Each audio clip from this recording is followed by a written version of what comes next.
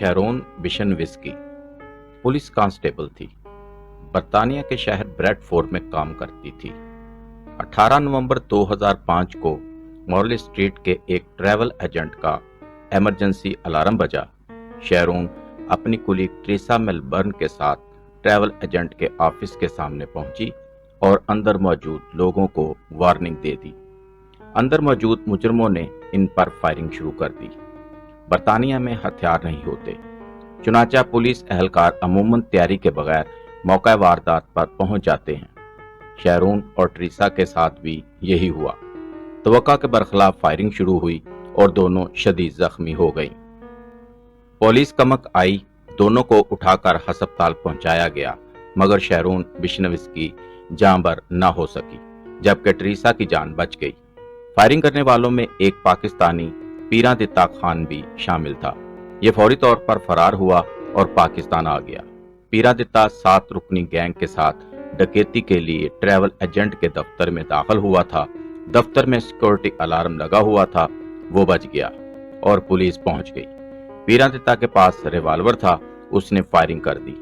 ये फायरिंग के बाद फरार होने में कामयाब हो गया, जबकि बाकी 6 मुलजिम पकड़े गए और पीरादिता का पीछा शुरू हो गया। पीरादिता पाकिस्तान में आकर छुप गया। बरतानवी हुकूमत ने उसकी इतला पर 20,000 पाउंड्स इनाम भी रख दिया और पाकिस्तान में मौजूद अपने सफारत खाने को भी एक्टिव कर दिया। बरतानिया को पीरादिता को तलाश करने में 15 साल लग गए। इस पर बेतहाशा रकम भी खर्च हुई और अफरादी कुव्वत भी, मगर ये लोग 2020 में पीरादिता तक पहुंच गए। यूं इस्लामाबाद पुलिस ने बरतानिया की इतला और मदद से 2020 में उसे गिरफ्तार कर लिया। मुजरिम गिरफ्तार हो गया, मगर यहाँ एक नया तनाज़ा पैदा हो गया। बरतानिया और पाकिस्तान के दरमियान मुजरिमों के तबादले का एग्रीमेंट मुकम्मल नहीं हुआ था। बरतानिया को यह एग्रीमेंट करने में 2.5 साल लग गए। यहाँ तक कि 11 अप्रैल 2023 को बरतानिया की पुलिस इस्लामाबाद आई और यह मुलजिम को हथकड़ी लगाकर लंदन ले गई और उसे इसी थाने के हवालात में बंद कर दिया, जिसकी कांस्टेबल को उसने 17 साल कबल गोली मारी थी। पीरादिता की उम्र इस वक्त 74 साल है और ये रियासती रिट की ताज़ा तरीन मिसाल है। और ये मिसाल साबित करती है, आप किसी जिंदा मुल्क में जुर्म तो कर सकते हैं, लेकिन आप जुर्म के बाद सजा से नहीं बच सकते। रियासत आपको दुनिया के आखिरी कोने से भी तलाश करके लाएगी और आपको कैफरे किरदार तक पहुंचाएगी, खा उसके लिए उसे कितनी ही मेहनत और सरमाया क्यों ना खर्च करना पड़े। आप उसामा बिन लादेन और अमेरिका की मिसाल भी ले लें। उसामा बिन लादेन ने 9/11 कराया, ये हो गया, और उसामा बिन लादेन उसके बाद गायब हो गया। अमेरिका ने उसे तलाश करना शुरू कर दिया। इस तलाश में $4 बिलियन भी खर्च हुए और सैकड़ों लोग भी इस्तेमाल हुए, मगर अमेरिका ने बिलाखिर उसामा बिन लादेन को एबटाबाद में ट्रेस किया और 2 मई 2011 को उसे गोली मारकर उसकी लाश समंदर में फेंक दी। ये अमेरिकी तारीख का महंगा तरीन प्रोजेक्ट था। अमेरिका को इसके लिए 10 साल सब्र भी करना पड़ा और जुस्तजू भी। उसामा बिन लादेन की इस मिसाल ने साबित कर दिया, आप अमेरिका पर हमला कर सकते हैं, मगर आप हमले के बाद बच नहीं सकते। अमेरिका आपको पाताल से भी तलाश करके लाएगा और सजा देगा। दुनिया में सजा का छोटा या बड़ा होना अहम नहीं होता, सजा का कतई होना अहम होता है। आप बेशक चोरी की सजा 6 बार फांसी रख दें, लेकिन अगर मुजरिम, जज और पुलिस को सजा का यकीन नहीं होगा तो जुर्म भी होता रहेगा और मुजरिम भी बढ़ते रहेंगे, जबकि उसके मुकाबले में आप बेशक मामूली सजा दें, मगर वो सजा कतई होनी चाहिए। मुजरिम को ये मालूम होना चाहिए, अगर मैंने जुर्म किया तो दुनिया की कोई ताकत मुझे सजा से नहीं बचा सकेगी। मैं पाताल में भी छुप गया तो भी हुकूमत मुझे खोद कर निकाल लेगी और फिर अदालत और जेल मेरा मुकद्दर होगा। मैं अक्सर हिंदुस्तान के बादशाह अलाउद्दीन खलजी की मिसाल देता हूँ। वो चोरी के मामले में बहुत सख्त था। उसके दौर में चोरी की सजा मौत होती थी। वो चोर पकड़ता था और उसे सरेआम फांसी चढ़ा देता था और उसकी लाश पूरा साल लटकी रहती थी। वो इस मामले में इतना सख्त था कि उसके मरने के 60 साल बाद तक हिंदुस्तान में चोरी नहीं हुई।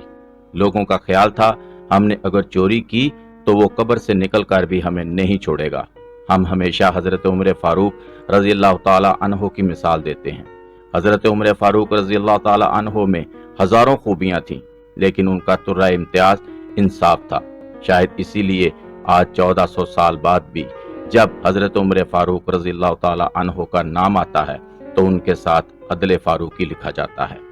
آپ رضی اللہ تعالی عنہ کا کمال تھا۔ آپ رضی اللہ تعالی کے دور میں کوئی شخص جرم کے بعد بچ نہیں سکتا تھا، وہ خواہ آپ رضی اللہ تعالی عنہ کا اپنا صاحبزادہ ہی کیوں نہ ہو۔ وہ بھی قاہرہ سے پکڑ کر لایا جاتا تھا اور خلیفہ خود اپنے ہاتھ سے اسے کوڑے مارتا تھا۔ تاریخ کا بہت مشہور واقعہ ہے، جب حضرت عمر فاروق رضی اللہ تعالی عنہ کا وصال ہوا تو ریاست مدینہ کی سرحد پر کھڑے گڈریے نے اعلان کر دیا، والی مدینہ کا انتقال ہو چکا ہے۔ لوگوں نے اطلاع کا سورس پوچھا تو اس نے چلا کر کہا، آج جنگلی بھیڑیا میری ایک بھیڑ اٹھا کر لے گیا ہے۔ یہ حرکت حضرت عمر فاروق رضی اللہ تعالی عنہ کی حیات میں ممکن نہیں تھی۔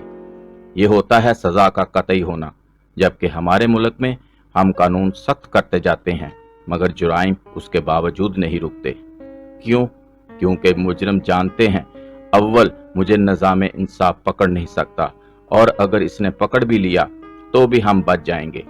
ہم بڑا وکیل کر لیں گے، وہ نہ ملا تو جج صاحب کر لیں گے، اور اگر یہ داؤ بھی نہ چلا تو ہماری حکومت آئے گی اور ہمیں NRO مل جائے گا، اور یوں ہمارے سارے گناہ معاف ہو جائیں گے۔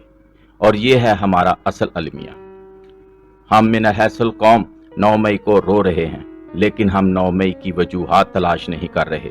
سوال یہ ہے، عوام یا PTI کے ورکرز کو کس نے حوصلہ دیا؟ یہ ڈنڈے لے کر نکلیں اور کور کمانڈر کے گھر پر حملہ کر کے پورا گھر برباد کر دیں۔ یہ GHQ پر حملہ آور ہو جائیں، میاں والی میں جہاز کے ماڈل کو آگ لگا دیں، قلعہ بالا حصار پشاور پر حملہ کر دیں، سرگودا کی یادگار شہدا توڑ دیں، Peshawar radio station, Swat tool plaza اور کراچی کی رینجرز چوکی جلا دیں، اور فیصل آباد میں ISI کے دفتر پر حملہ کر دیں، اور عام لوگوں کی پراپرٹیز، گاڑیاں اور دکانیں بھی جلا دیں۔ کیا یہ سچ نہیں؟ انہیں یہ حوصلہ کمزور نظام عدل نے دیا تھا۔ یہ جانتے تھے ہم پکڑے نہیں جائیں گے، اور اگر ہم پکڑے گئے تو جج ہمیں ضمانت پر رہا کر دیں گے، اور اگر یہ بھی نہ ہو سکا تو عمران خان اقتدار میں آ کر ہمیں پارڈن بھی کر دیں گے اور ہمیں MPA اور MNA کے ٹکٹ بھی دے دیں گے۔ چنانچہ یہ آگے بڑھتے چلے گئے، اور ہمیں آج یہ بھی ماننا ہوگا ان کی یہ سوچ غلط نہیں تھی۔ ریاست نے جب TLP کی یلغار معاف کر دی، ریاست جب 6 پولیس اہلکاروں کی لاشیں دفنا کر بھول گئی، تو پھر PTI یہ جسارت کیوں نہ کرتی، یہ آگے کیوں نہ بڑھتی؟